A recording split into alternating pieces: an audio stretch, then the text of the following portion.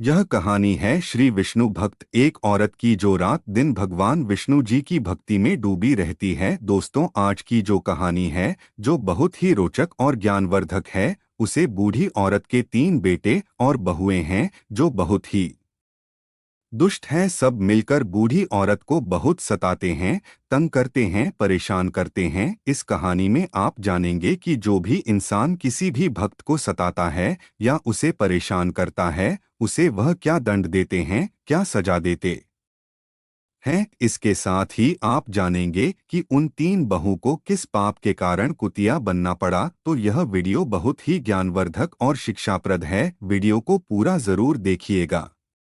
दोस्तों, स्वागत है आपका हमारे इस चैनल पर।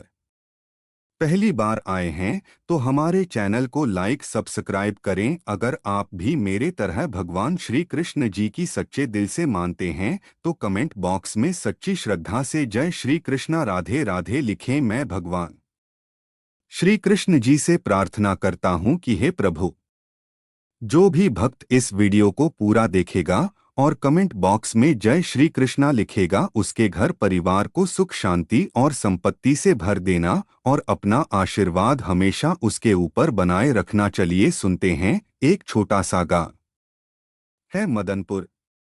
उसे गांव में एक बुढ़िया रहती थी। उसके 3 बहुएं और 3 बेटे थे। बुढ़िया बहुत धार्मिक थी और हर दिन पूजा पाठ में समय बिता देती थी। वह सुबह सुबह उठकर गंगा स्नान करने जाती और भगवान विष्णु जी और माता लक्ष्मी जी की पूजा करती थी।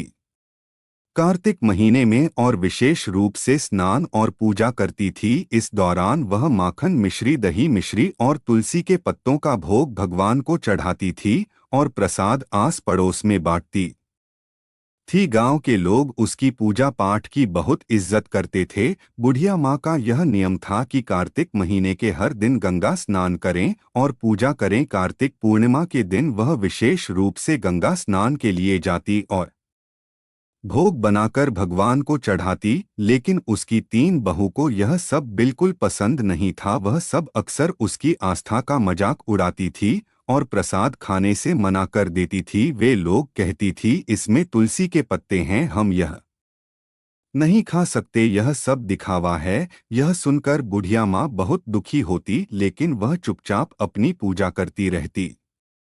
बुढ़िया माँ का पति कुछ समय पहले ही गुजर चुका था, इसलिए वह अब अकेली थी। उसके बेटे भी अपनी पत्नियों के कहने में आकर उससे दूर हो गए थे और वह सिर्फ अपने पूजा पाठ में ही मश लगाती और पड़ोसियों में प्रसाद बांटती। लेकिन उसकी 3 बहुओं को यह सब बहुत बुरा लगता था।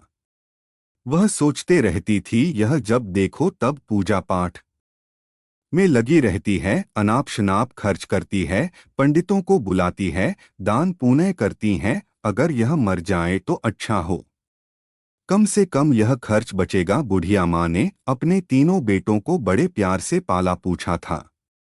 उसने और उसके पति ने मिलकर उन सब की परवरिश की थी। लेकिन अब जब उसे अपने बेटों की सबसे ज्यादा जरूरत थी, तब वह उससे मुंह मोड़ चुके थे। बुढ़िया माँ दिन रात भगवान से प्रार्थना करती और अपने बच्चों के लिए आंसू बहाती। वह सोचती है, हे भगवान, मैं तो कभी किसी का बुरा नहीं चाहा, फिर मेरे साथ ऐसा क्यों हो रहा है।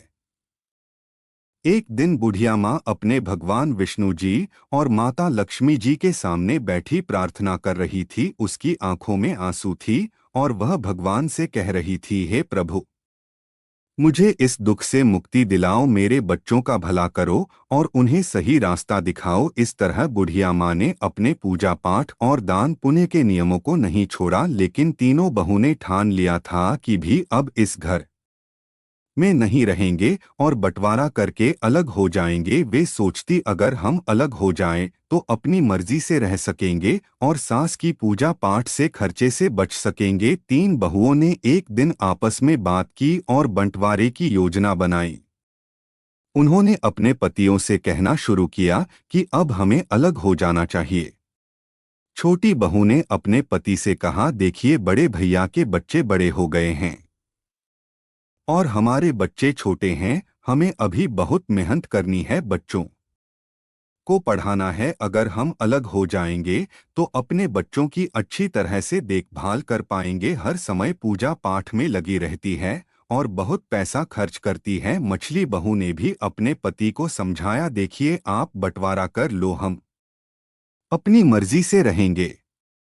क्या खर्चा करना है, क्या नहीं करना है, यह खुद तय करेंगे। सास के नखरे और खर्च अब बर्दाश्त नहीं होती। हमें अलग रहकर अपने बच्चों का ध्यान रखना है। बड़ी बहू ने भी अपने पति से यही बात कही। बच्चे बड़े हो रहे हैं, कल उनकी शादी ब्याह करनी है। पैसे कमाते रहेंगे और सास का खर्चा करते रहेंगे तो कैसे चलेगा। हमारे बच्चों का भविष्य सुरक्षित करना है तो हमें अलग होना ही पड़ेगा।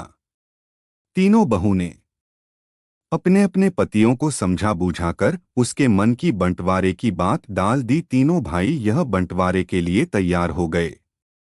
गांव के पंचों को बुलाया गया और घर का बंटवारा करने की बात। तीनों बहू भी बंटवारे में हिस्सा लेने के लिए तैयार हो गई। गांव के पंचों ने घर का 4 हिस्सों में बंटवारा किया, 3 बेटों के लिए और एक बुढ़िया माँ की। घर का सारा सामान भी 4 हिस्सों में बांट दिया गया। बुढ़िया माँ को कम हिस्सा दिया गया क्योंकि वह अकेली रहती थी और ज्यादा की जरूरत नहीं थी। पंचों ने कहा कि जो भी बुढ़िया माँ को अपने हिस्से में रखेगा और उसका भी ख्याल रखेगा। छोटी बहू ने साफ मना कर दिया, मैं बुढ़िया माँ को अपने हिस्से में नहीं रख सकती, उसका खर्चा बहुत ज्यादा है। पूजा पाठ में बहुत पैसा खर्च होता है, हमें अपने बच्चों का ध्यान रखना है। मछली बहू ने भी मना कर दिया, मैं भी बुढ़िया माँ को अपने हिस्से में नहीं रख सकती, वह हमें कभी पसंद नहीं करती थी और हमें भी उनकी जरूरत नहीं है। बड़ी बहू ने भी वही जवाब दिया, मैं बुढ़िया माँ को अपने हिस्से में नहीं रख सकती। हमारे बच्चों का भविष्य सुरक्षित करना है और उसके लिए ही हमें बंटवारा करना ही पड़ा। बुढ़िया माँ अब अकेली रह गई। पंचों ने अपना फैसला सुनाया और चले गए। तीनों बहू ने अपना सामान अपने अपने हिस्से में रख लिया। बुढ़िया माँ के हिस्से में जो झोपड़ी थी वह उसमें रहने लगी। अब वह अकेली ही रहती थी और अपने बेटों से निराश होकर अपने भगवान से प्रार्थना करती रहती थी। और बुढ़िया माँ अपने हिस्से की छोटी सी झोपड़ी में रहने लगी। वह रोज सुबह जल्दी उठकर गंगा स्नान करती और भगवान विष्णु जी और माता लक्ष्मी जी की पूजा करती। वह पहले की तरह ही भोग बनाकर भगवान को चढ़ा देती थी और आच पड़ोस को प्रसाद बांटती थी। लेकिन अब वह बहुत अकेली हो गई थी। उसके तीनों बेटों ने उसे मुंह मोड़ लिया था और उसकी बहू ने उसे घर से बाहर कर दिया था। वह रोज भगवान से प्रार्थना करती है, हे प्रभु, मुझे इस दुख से छुटकारा दिलाओ, मेरे बच्चों का भला करो और उन्हें सही रास्ता दिखाओ। बुढ़िया माँ के पास जो थोड़ा बहुत आटा दाल और चावल था वह उसी से काम चलाती थी। सोचती, अब मुझे अपनी जिंदगी इसी तरह गुजारनी पड़ेगी। मेरे बच्चों ने मुझे छोड़ दिया है लेकिन मैं भगवान की भक्ति नहीं छोड़ूंगी। उसकी भक्ति में कोई कमी नहीं आई। वह हर रोज तुलसी के पत्तों से भगवान का पूजन करती और पड़ोसियों को प्रसाद देती थी। एक दिन जब बुढ़िया माँ अपनी झोपड़ी में बैठी रो रही थी तभी एक युवक आया। उसने दरवाजा खटखटाया। बुढ़िया माँ ने दरवाजा खोला और देखा कि एक 17 साल का हिशटपुष्टु युवक खड़ा था। उसके चेहरे पर तेज झलक रहा था। उसने कहा, अम्मा, आप मुझे पहचानती नहीं लेकिन मैं आपके मायके से आया हूँ। मेरा नाम कृष्णा है। मेरे पिताजी ने मुझे आपकी मदद करने के लिए भेजा है। बुढ़िया माँ ने आश्चर्य से पूछा, कृष्णा, तुम मेरे मायके से हो? मैंने तो तुम्हें कभी देखा नहीं। कृष्ण ने मुस्कुराते हुए कहा, हाँ माँ, मैं आपके भाई का पोता हूँ। हमें खबर मिली है कि आपके बेटों ने आपके घर से निकाल दिया है, इसलिए मेरे पिताजी ने मुझे आपकी मदद करने के लिए भेजा है। बुढ़िया माँ की आंखों में आंसू आ गई। उसने कृष्ण को अंदर बुलाया और उसे बैठने के लिए कहा। उसने पानी का गिलास और थोड़ा सा गुड़ दिया। कृष्ण ने पानी पिया और गुड़ खाया। फिर उसने अपनी थैली से कुछ खाने का सामान, कपड़े और दवाइयाँ निकली।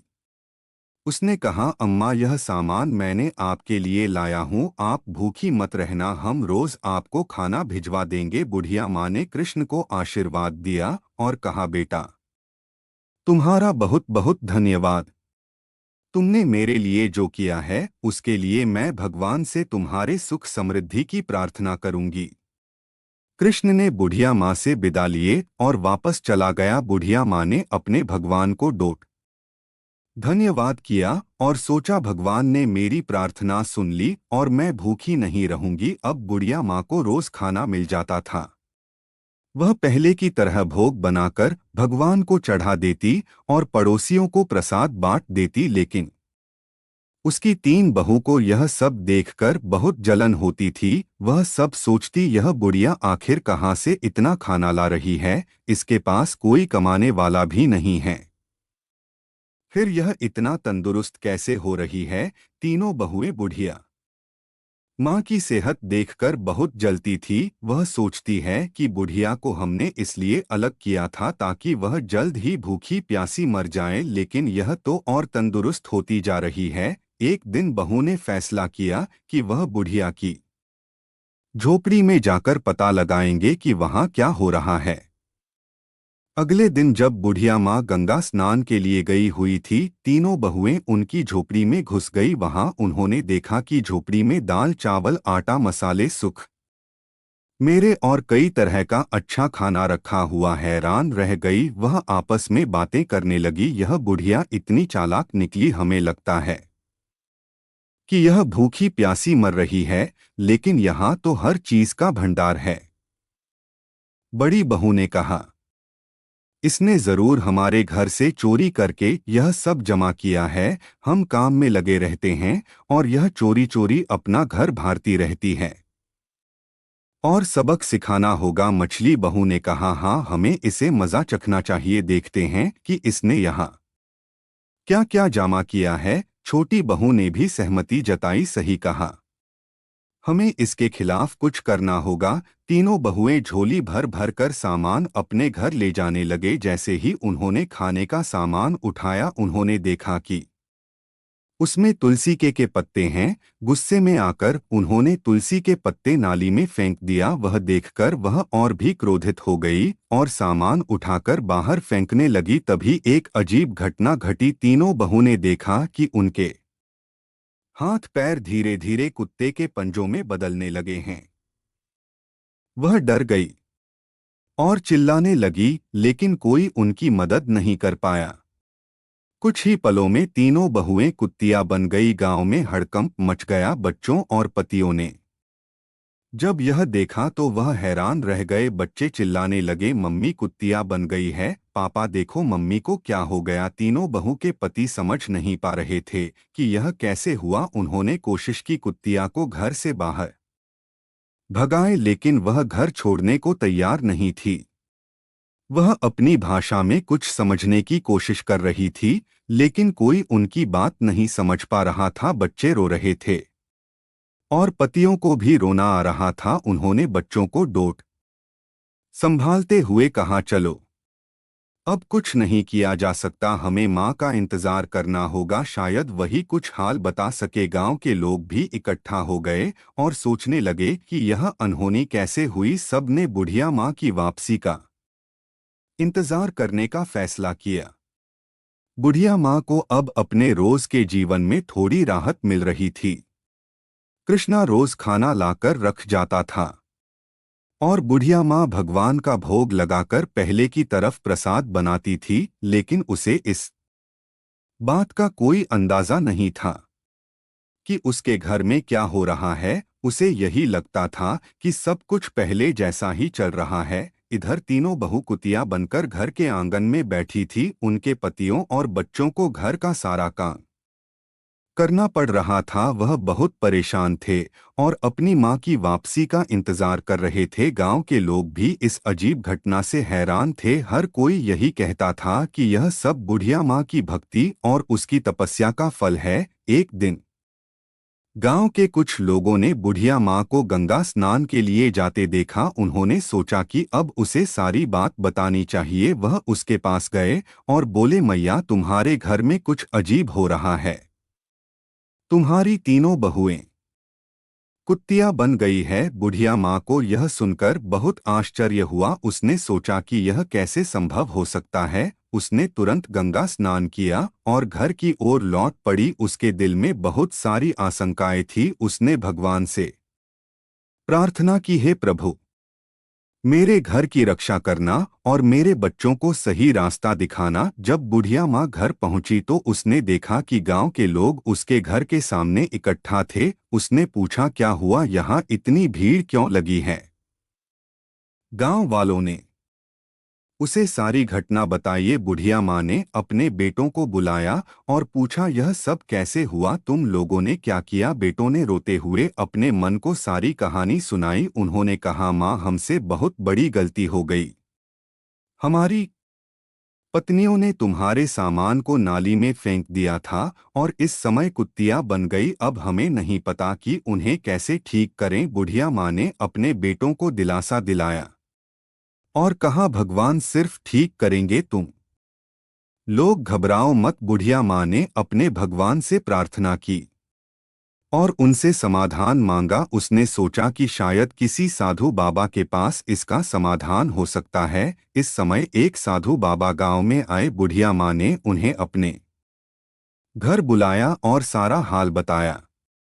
साधु बाबा ने ध्यान से सारी बातें सुनी और कहा, यह सब तुम्हारी भक्ति और तपस्या का फल है, लेकिन चिंता मत करो, इसका उपाय भी है। बुढ़िया माँ ने पूछा, बाबा, कृपया मुझे उपाय बताएं।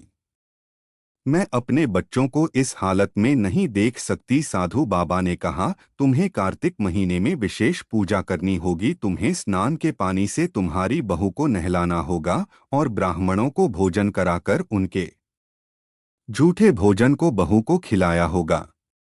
इससे वह अपने असली रूप में वापस आ जाएंगी। बुढ़िया माँ ने साधु बाबा को धन्यवाद दिया और अपने बेटों को यह उपाय बताए। बेटों ने कहा, माँ, हम तुम्हारी हर बात मानेंगे। हम इस उपाय को जरूर पूरा करेंगे। बुढ़िया माँ ने कार्तिक महीने की विशेष पूजा की। उसके तीनों बेटे और गांव के लोग भी इस पूजा में मदद करने लगे। बेटों ने मिलकर पूजा का सारा सामान इकट्ठा किया और भगवान के लिए खूब बनाने की व्यवस्था की। हर सुबह बुढ़िया माँ गंगा स्नान के लिए जाती और स्नान के पानी को एकत्रित करती और उसके बाद वह भगवान विष्णु और माता लक्ष्मी जी की पूजा करती और फिर अपने पड़ोसियों को प्रसाद बांटती।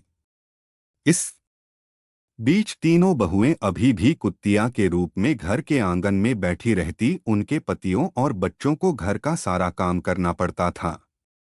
बच्चों को अपनी माता की बहुत याद आती थी और वह अक्सर रोते हुए अपनी दादी से कहते, दादी माँ कब ठीक होगी? हमें हमारी माँ वापस चाहिए। बुढ़िया माँ कहती, बच्चों को दिलासा देती, बेटा, भगवान सब ठीक करेंगे, तुम लोग धैर्य रखो और प्रार्थना करो। बच्चों को शांत करने के लिए वह उनसे कहानियाँ सुनाती और उनके साथ समय बिताती। बुढ़िया माँ ने पूजा के लिए 5 ब्राह्मणों को बुलवाया। बेटों ने भी अपनी ओर से 5-5 ब्राह्मणों को बुलवाया। इस प्रकार कुल 21 ब्राह्मण को बुलवाया गया। ब्राह्मणों ने विशेष भोग तैयार किया गया। कार्तिक पूर्णिमा का दिन आया और बुढ़िया माँ ने अपने बेटों की मदद से ब्राह्मण भोज की तैयारी की। सुबह सुबह सभी ब्राह्मणों को आमंत्रित किया गया और उन्हें विशेष पकवान बनाकर खिलाया गया।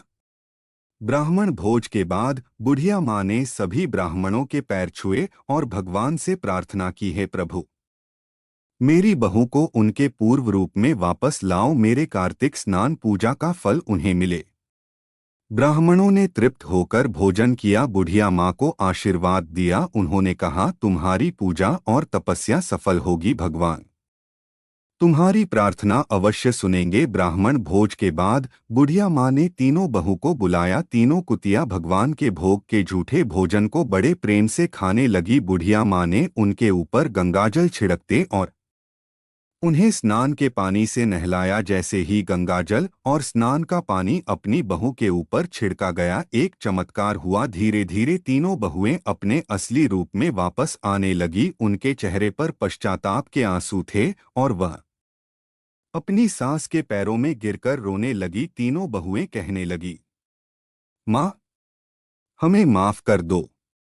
हमने तुम्हारे साथ बहुत बुरा किया, हमें हमारे कर्मों की सजा मिल गई। अब हम तुम्हें कभी कोई कष्ट नहीं देंगे और हमेशा तुम्हारी सेवा करेंगे। बुढ़िया ने उन्हें गले लगाया और कहा, बेटा, भगवान ने तुम्हें माफ कर दिया है। अब तुम लोग सच्चे दिल से भगवान की भक्ति करो और अपने कर्मों को सुधारो। तीनों बहू ने अपनी सास से वादा किया कि वह अब हर साल कार्तिक स्नान और पूजा करेंगे और कभी भी बुढ़िया माँ का अपमान नहीं करेंगे। इस तरह पूरा परिवार ने मिलकर भगवान विष्णु जी और माता लक्ष्मी जी की पूजा की। आसपास पड़ोस में प्रसाद को बांटा। तीनों बहू के अपने असली रूप में वापस आने के बाद घर में नई ऊर्जा और शांति का माहौल बन गया। बुढ़िया माँ की भक्ति और तपस्या ने पूरे परिवार को एक नया जीवन दिया था और सभी मिलकर भगवान विष्णु जी और माता जी की पूजा करते और कार्तिक स्नान की महिमा को समझते सुनते थे। बुढ़िया माँ ने अपने बेटे और बहू को सिखाया कि भक्ति और सेवा का महत्व क्या होता है। उसने कहा, देखो बेटा, भगवान की पूजा और सेवा से हमें सच्चा सुख और शांति मिलती है। हमें हमेशा सच्चे दिल से भक्ति करनी चाहिए और दूसरों की मदद करनी चाहिए। इससे हमारा सारा जीवन सुख में बीतेगा। तीनों बहू और बेटों ने अपनी माँ की बात मानी और हमेशा भगवान की भक्ति और सेवा में लग रहे। अब घर में हमेशा खुशियों का माहौल बना रहता और सब मिलजुल कर रहे थे। इस तरह बुढ़िया माँ की भक्ति और तपस्या ने पूरे परिवार को एक नई दिशा दी और भगवान की कृपा से उनके जीवन में सुख और समृद्धि आ गई। इस कहानी से हमें क्या सीखने को मिलता है? भक्ति, सेवा और सच्चे मन से की गई प्रार्थना हमेशा फलदायी होती है। भगवान अपने भक्तों की सच्ची भक्ति को कभी निराश नहीं करते और उन्हें सुख, शांति और समृद्धि का आशीर्वाद देते हैं। आपको यह कथा कैसी लगी? आप ऐसे ही कहानियों के लिए हमारे चैनल को सब्सक्राइब करें। कमेंट बॉक्स में बताएं कि इस कहानी से हमें क्या सीख मिला। धन्यवाद। मिलते